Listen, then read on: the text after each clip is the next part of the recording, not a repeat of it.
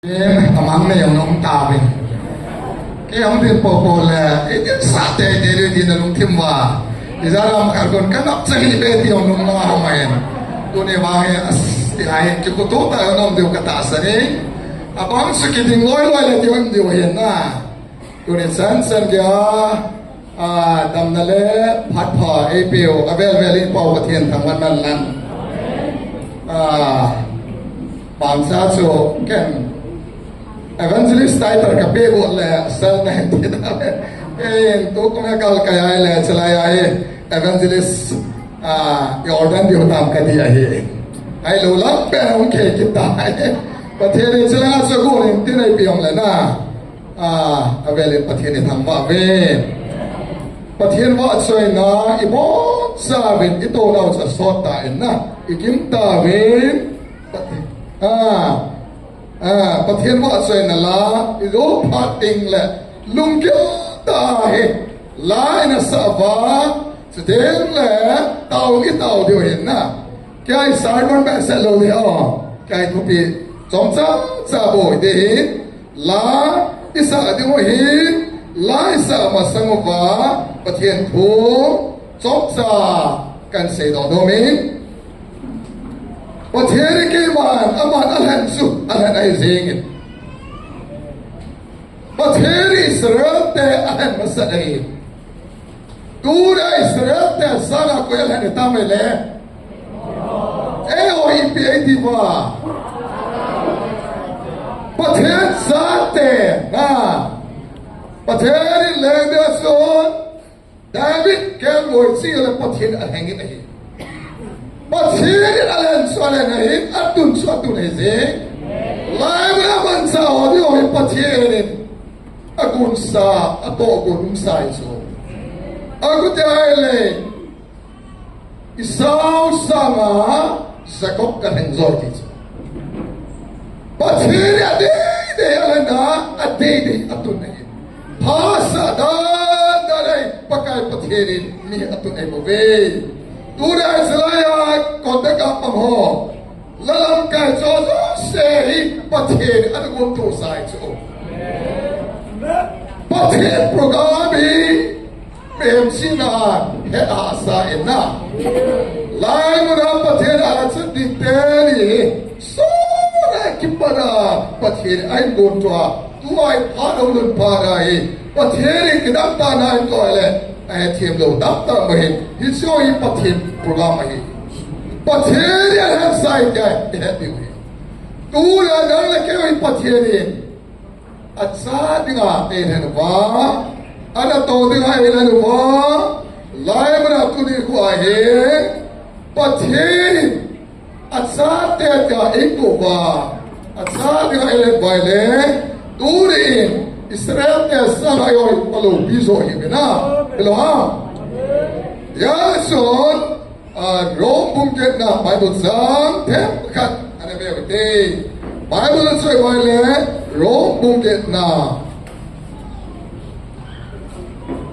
Rome bungket sang tuma para azel su ke ma tain ta salama kanam kat pide kaso pide ke la Krista agona manala madina sedo Uma sabse luna umel zending.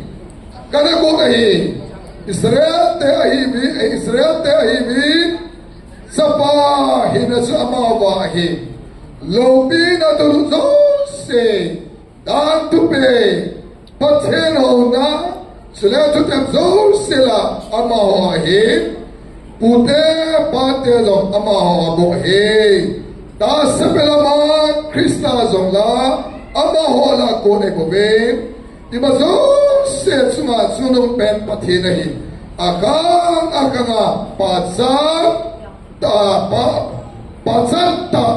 ta ahe amen sam som ni langa su ka be kin le he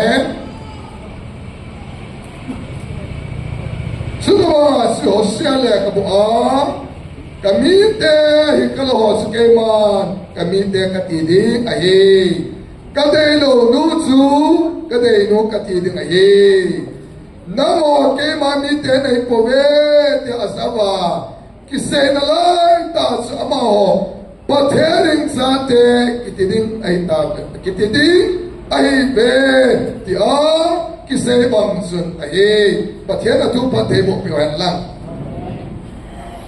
pathen e ho hi elan masaway po Israel te pathen anama dinga anana turay Jesus Christus ang sudah bunga ang pig. Pathian nam lante ani. Ay maging tunin ko im sopite ho. Ade nu alhen nu Israeli pathian alhen masahi. Turi anam leke pathian. Ade lo nu sutunay kade nu alhen tum nu hitazen pathian naman malam. Pathen nam lan pathen zate pathen elan dari along pile se na ise aaj tune ahe pathen sai na pawi akidam ba se te Hosea le kai bada first Peter ibada le e ho hi nida su pathen ne lo de pathen ne lo yuso tune Krista salin yo hi Krista salit pathe elanpa abati samsala atsate tamini zesu kakipai pakai kakipai turai ki panau ki akipa diwa pathe elan zewa pathe sai zewa akipa diwa na turai pathe namlante tauso pathe alante su akensala turai namlake Satan Ui sa te tungso. Ui sa te sang ha la pe a. Ui sa te pe su angai ham ati. Bagay sing zong le. Ui sa lo apu pa. Do ka ga an mer su. An ka te te ti. Patien ta man. Nang le kay ui sa tong te ka. Mat sa hilo. Patien ate na na sa lo nam te ta. Yes, kaiman isaw sa zago kalen sorry pathian sulam may mamaina tula nang lakay pathian elan na pawi na si siya na them siya na mo them siya dinay sailoi pagkay sa Kristo binum seda salay tuli at sa siya at sale atolo tinga elan sabi kakipay pakai tilay lukelo ta inasa dio pakai mi bonsa na dio tena sobra adin tete na wo kitong telo so ngai da mo ti aboy ba sa so ngai da bonsa mi ibet singter na la kalu min fela na adi ga lu ko no ga fela Naga di ka ako na kaya na to sa hosga galin lang. Kalguri lang na baso na tisan kahit sila sago kiba. At Allah iso gagay tukin. Pagka at hindi sali magpaning sa ilo. Doon soti na dapat siya di talo. Doon sa Yesu Kristo nang ating ahin na sosi apit sa iptani. Oh, da pian, di na pian, ta santi na pian pa. Duri ti na mama sa ilo, ma pano ti di wa. So mi me ho do ni ga. Kola sale se tu ya David, sumla tu ni bo ya David. Kai ki pa ti pa kai ki pa wal. Sarap pagkain ko, magkipatu sa inyo, magkipatu, velin, mali mo, mali, magkipatu sa inyo na. Pagkain ng personal, names na ng family, isa yung matyan pagmana, wasay na, nanayam, di mo, sa amin, kay mahid ko, matyan na wasay, pagmana piyo, Rory mo, pinapagkain piyo, pagkain lopi, pagkain wasay, pagkain. Leng sos leng nahi pakai. Pakai ho pakai nahi. Pakai nahi. Nahi koi sa kya pakai na ngai lurita. Isarya pakai talanda ahin ato na nakakita. Oh, pakai adia nagsisa. At sisa na ito kalwari pa. Oh, sisa no, sisa no. Pagka, along pinale, pagka, dehat na.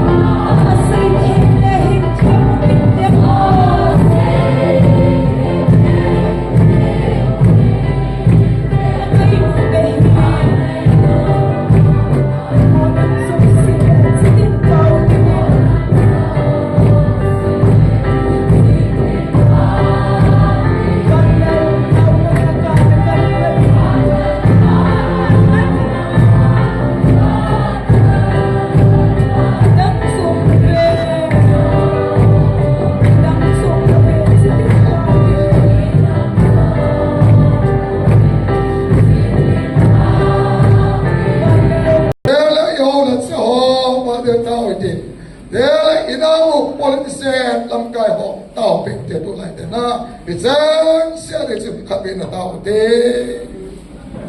Oh, pagkam, ano mo, pagkilukat din po ito. Namo ke ho,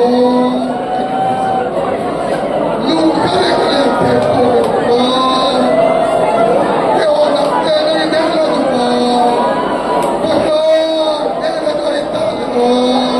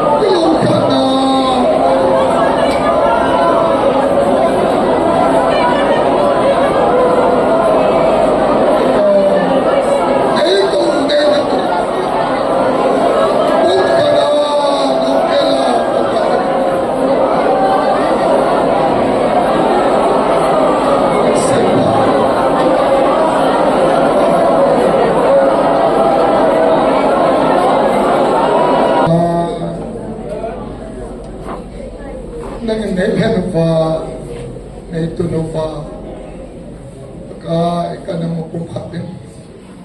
At sa hosang pagkakahit pa, kana mo hilong kito, taa. Kana mo nang kaya hosang din kakakain yung hikpay mo, mamasing pagka. Ngunit sa, yan na ho, kaya ho kakit. Pagka, tsaka na ito, naisip pa din sa mga katapang pagka. Naisip pa lang na kaya, naisip pa din ako po, pagka. Yung mga nahigay po, at sa atin, yung naikuwahit natin. Pagka kahit tiyem-tiyem po, pagka tiyem-tiyem na lungtim na ipimit din ang katao ka doon eh. Doon eh. Sigang tayo lungdan na kami. Lungdan nila po min pati mo sila na sakit natin na. Pagka sila sila yan tayo na kang dami naman.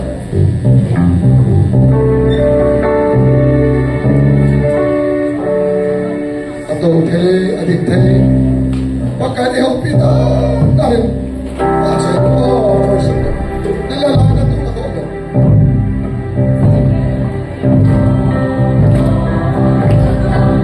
Lungdon paghipumin ka ka eh. Nang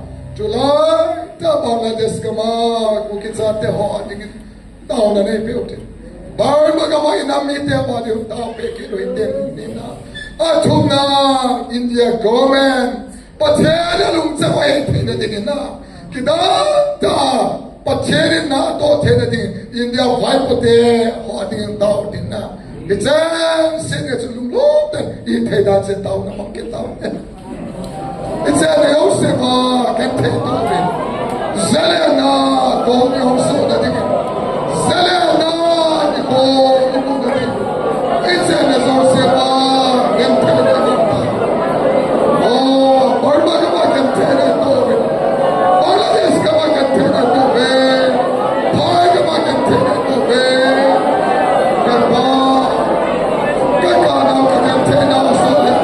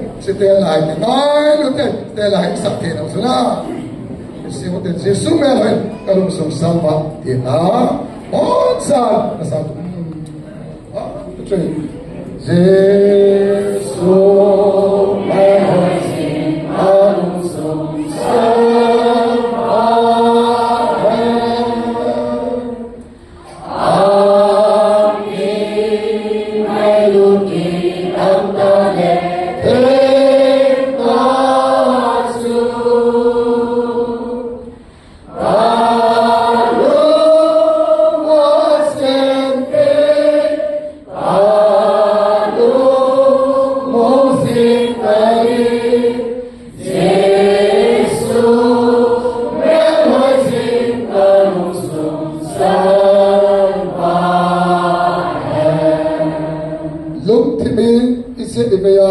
umhasa naging labin kita open kay maoging tao para sa ito. Pagka sa nanay operation na ng katama. Ano pagkain ng basa ko. Bulag sa ngayong sinahin. Yung pinahalo siya.